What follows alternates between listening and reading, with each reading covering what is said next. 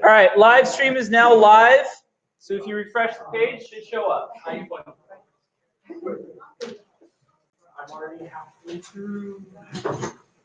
So the video will be labeled part 5. We're doing part 5 for our RPG lesson today.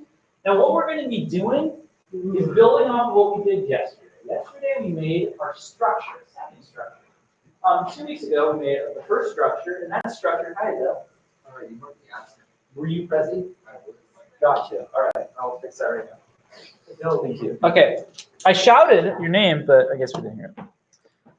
Okay, so let me get that real quick. Your name, but I guess we didn't hear it. All righty. Okay. Is that you or me? You are, man. Okay, so I was talking about structures. Structures are combined variables. We made one structure called S-dialog 2 weeks ago. Basically, it is my text variable, a sound variable, and animation variable, because those are all things that we can expect to have happen in a conversation. Text is displayed, audio is played, and maybe an animation is done. We put it all into its own unit. Yesterday, we made a new unit, another structure called S-topic that has an original structure in it, but we added on top of it a text variable called topic name. An idea there. Then we put variables on our NPCs that can show up in the details panel. And we can type in topics, right, subjects, things they can talk about. We also made them arrays. Remember, an array is a list, so that they can have several things to talk about. Just click the plus button, boom, you have another variable to type in your own stuff. Put in rumors, I think, for one of them, tavern is the other subject, right? And what we want to have happen is start the process of having the dialogue right into the NPC, right into the detail panel, show up for a player to experience when you go up and talk to them. Should look something like this. I go up and talk to an NPC, boom, he does his greeting, right? I see the text there, he says words, he animates, and then I see on the side of the screen buttons with the words of his topics put in there. And I click on this button called Rumors. He's going to say his lines for rumors. I click on another button that says something else. It says, Mr. Torres, my opinion, Mr. Torres is a teacher. And then he says, yeah. Exactly. And then he plays the dialogue line. Perfect. Okay. So let's get started with this. We're going to start on our NPC blueprints. So open up your NPC blueprints. And what we actually want to do is turn our mouse settings on so we can see our mouse button and be able to click on stuff when we initiate dialogue so that we can click on these different topics and stuff. But when we leave dialogue, we want the mouse to go away. I'm sorry? Opening up NPC blueprints. Opening up NPC blueprints. So the way that we're going to control our mouse settings, because there's a few, we're going to put them all in a custom event. Put them in a custom event. So we're going to do it like this. On an empty area of graph, right-click, and look up custom event, and choose add custom event. Name this custom event show mouse option. No, show mouse settings. Yeah, spaces are allowed in custom events. Show mouse settings. Add custom event, show mouse settings. That's what you're going to name it. Custom event is what it sounds like. It's an event. It's custom. It's our event. We put whatever code we want in it, and we'll trigger that event to happen later on. And again, the purpose of this event is just to make our mouse either show up and be able to click on stuff or go away so that we can go back to playing our game. First thing you're going to do, all the mouse settings, they live on the player controller. So right-click and look up player controller. We want to get player controller.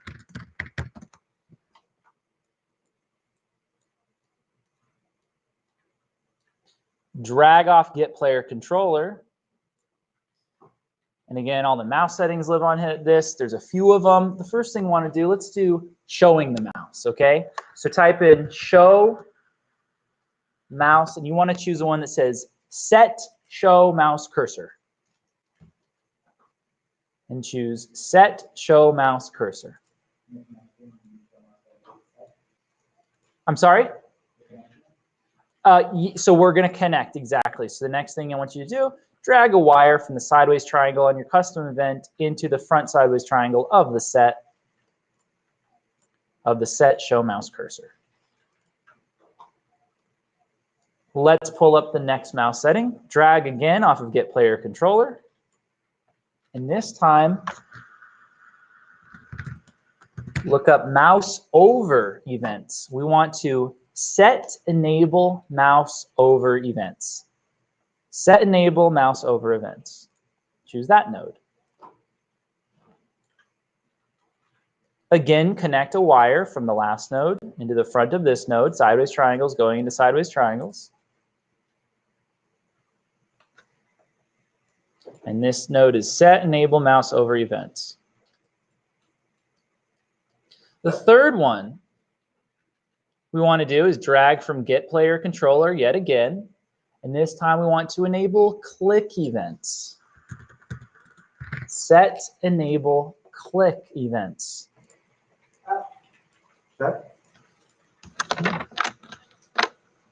I'm fixing it. Set enable click events.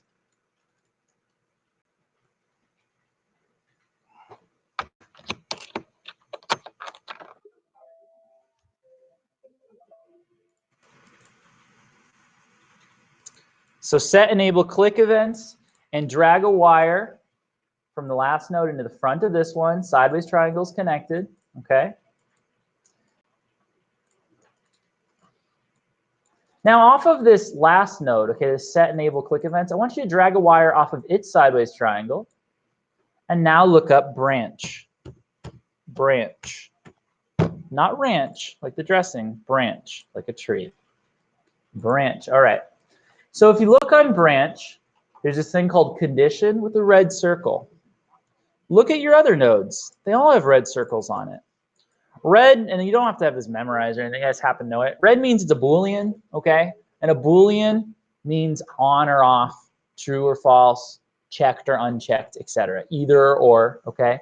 So all of these are Booleans. All of these are either check marked or unchecked, true or false. Either showing the mouse cursor or you're not showing it. You're either enabling click events or you're not enabling it, right? Well, what I want you to do is on this branch, on this red circle for condition, drag a wire off of that and connect it into the other red circle on the node next to it. And then for the red circle on the left side of that node, connect that to the red node next to it. So connecting these red circles together with these red wires. I'll explain what this means in a minute, but just connect all of these together. You'll also notice that checkboxes that were on those nodes will disappear. They're no longer there. That's good.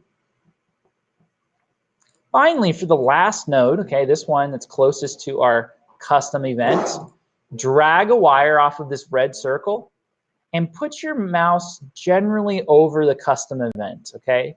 You'll know you have it right when you see add pin to node show up under your mouse cursor. And then let go. What does it do? It adds a bubble, a red bubble, to show mouse settings, to our custom event.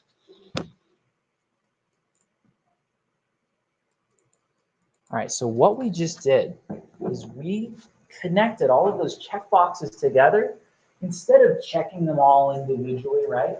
Instead, the state of either checked or unchecked is going to flow through these red wires into each node, and it's going to come from the start of our custom event.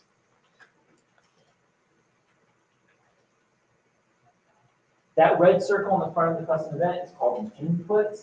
Okay? It's a way of inputting information into your custom event.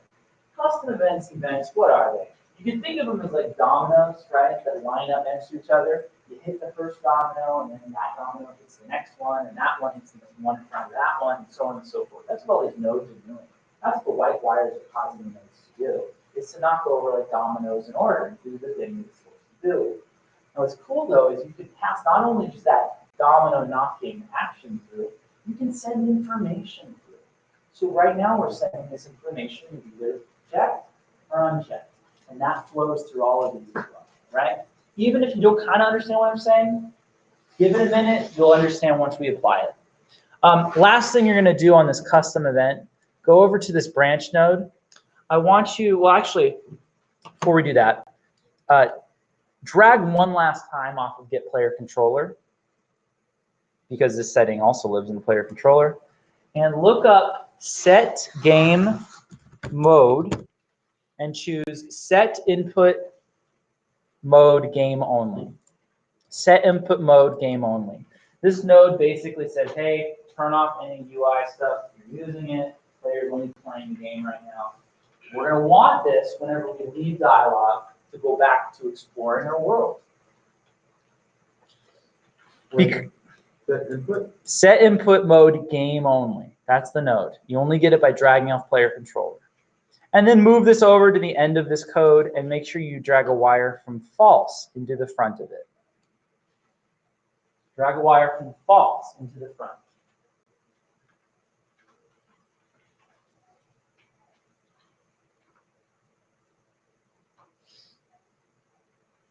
Okay, all right. Go find the other code that we did before with our begin overlap events or end overlap events, all right? So we have this code down here on begin overlap, on end overlap. On begin overlap is responsible for initiating dialogue, right? And close enough to an NPC. We're not going to start talking, right? Let's continue on with that code. What we'll want to do is make it so that our mouse shows up on screen and we click any buttons, click any topics that show up, right, whenever we start dialogue. So on the end of this code, on the begin overlap code, if I look, all that code, blah, blah, blah, the last node that I did was play sound at location. So yours probably is the same as well. Drag off of that node, play sound at location, and look up the name of the custom event we just created called show mouse settings.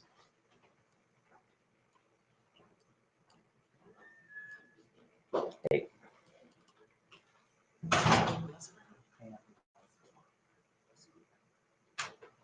You want to watch. All right. Okay, so set show mouse settings. See where it says show mouse cursor? There's a checkbox on it. This is the input we made. This is why we put that red circle onto the custom event like this. If you check it, then that red wire back on our custom event is going to send the state of being checked through all of these settings. If you leave it unchecked, the state of being unchecked is going to be sent through all of those settings. So what we did is we made one custom event for code one time that can do two totally opposite things with the click of a button, the check of a box. So that's why we do that. So do we want this checked or unchecked? Checked, exactly. Because we're showing the widget, we want to be able to click on it. So check mark it. That's all you got to do for that part. Now for the on-end overlap code, that means we've left dialogue, we're back in the game, we don't want to see our mouse out, right? So for that part, go to find your end overlap code. The last node I had on end overlap was remove from parent. Drag off of remove from parent. Look up the name of the custom event. Show mouse settings. And this time, leave it unchecked. It makes the mouse go away. The ability to click goes away. All right, that's all you do. Hit play and go up to an NPC. What you're going to see is you go up to an NPC, your mouse shows up, and you can hover over things and click on things, and as soon as you leave, mouse is gone.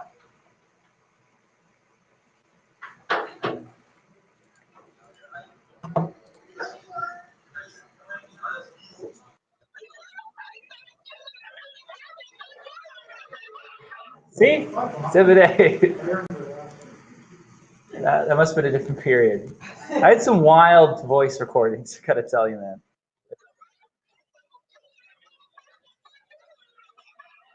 Yours guys was I got cake, but that was another one. Okay. Yeah, yours wasn't weird. Comparison. We're the same ones in the group. Yeah, that's right.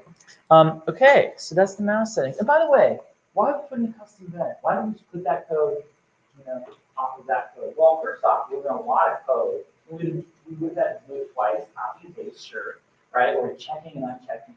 But also putting in custom events like this does save us time and organize our development in the long run. For example, at some point, I'm pretty sure you're going to want to go to pause the game. When you pause the game, you're going to need your mouse to show up. And when you unpause it to go back, you're going to want to go away. Instead of doing all that code again, you can just call this custom event, and you check mark or uncheck the input, and then it's done. Okay. All right, that's the first half. Now let's get to our widget stuff. Everybody open up your widget. Okay, it's called W_dialog. It'll be in your content browser. We want to be on our widget.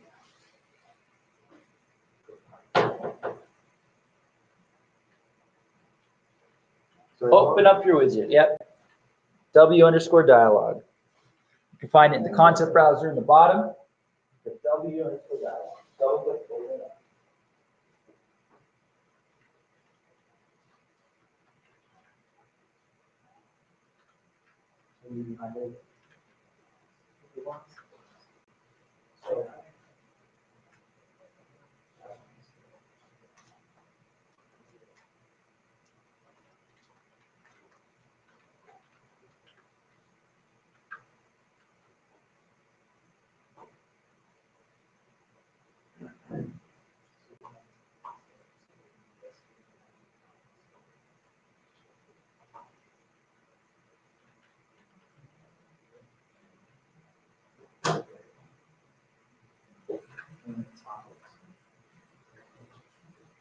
All right, guys, what I want you to do is I want you to drag the vertical box from the left onto your canvas.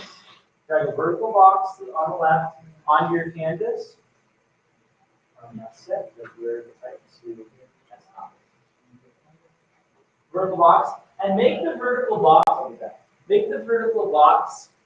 around, kind of big. Maybe take up like half of the left side of the screen. I'll show you how big it should be on the live stream here.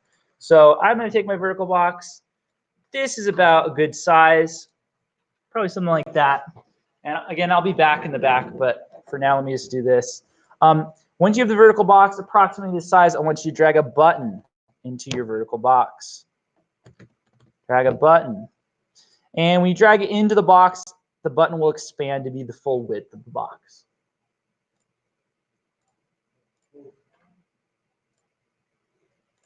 I also want you to look up text now and drag text onto the button. Drag text right on top of the button. When you drag it onto the button, right in the middle, it'll snap into the button, which means it's part of that button now.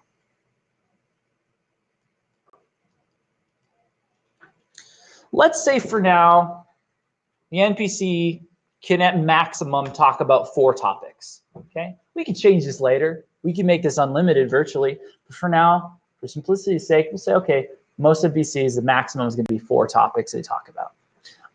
So what you do is right-click on the button and choose Duplicate. And do that a couple times until you have 4 buttons with text on them.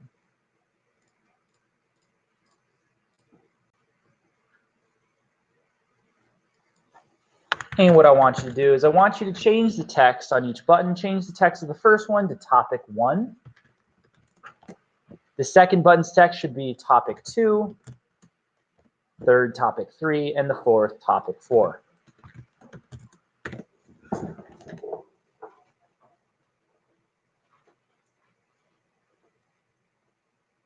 Duplicate the buttons or the text? Well, buttons don't have text, so you can put me on text and change it.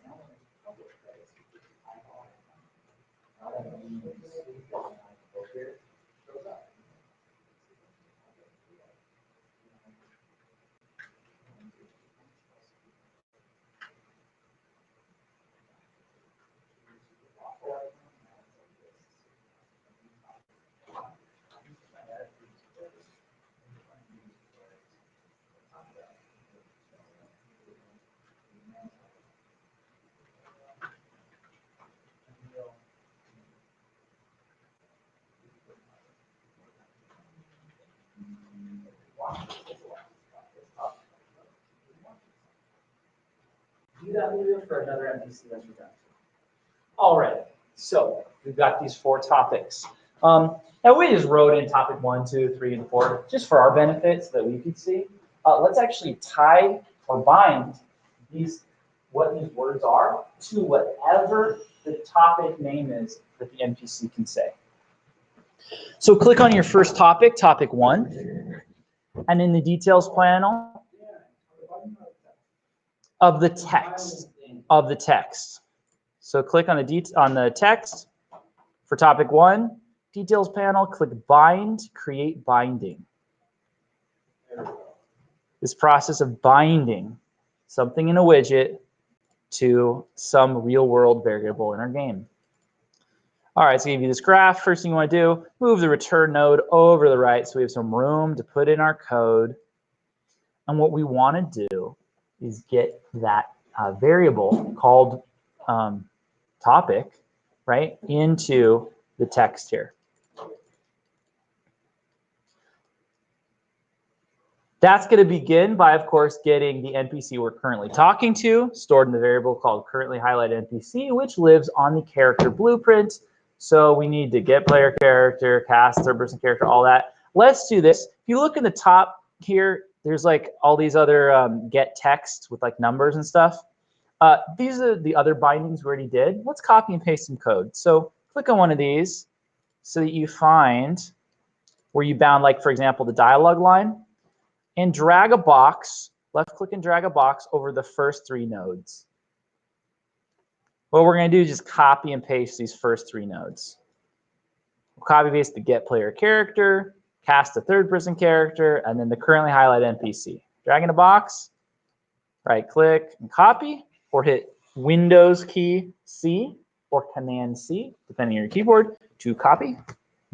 And then go back to the text that you're binding and paste. Windows V.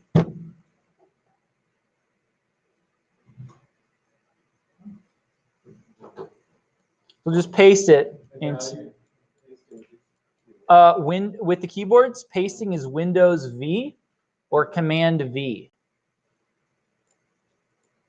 It's a little picture of a Windows key I'm talking about. All right, now that you've done that, connect your triangles. Okay, get text, drag a wire from the sideways triangle into the front of cast, and then drag a wire off of cast, sideways triangle, into the front of return node. Most people, when they have errors and they ask me to come look at them, it's because they have not connected their wires.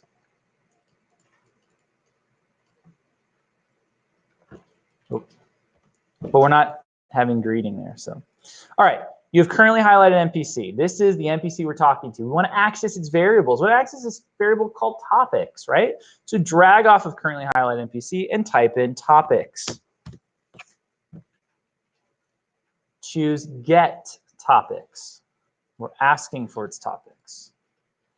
And you'll see topics has that waffle looking icon, right? The little square grid. That's because it is an array, which means it's a list, which means there could be 10 topics, 100 topics, 2,234 topics, 1 topic, 0 topics, right? It's a list, so there could be any number. So whenever you have an array like this, you have to drag off and do a get node. So drag off topics and look up get.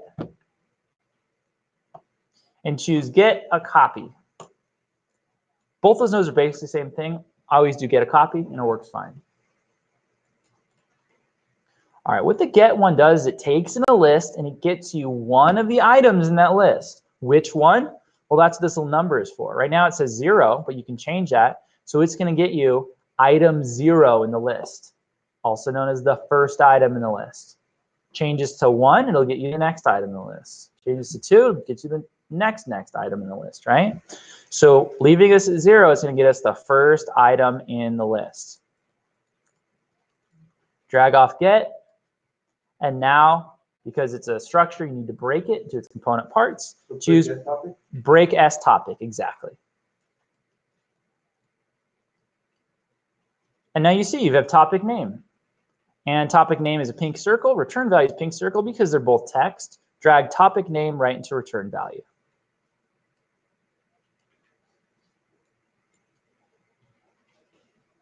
Okay, now that text is bound to the currently highlighted NPC's first topic in his list of topics, getting topic name. Hit play and go up to somebody, and as long as they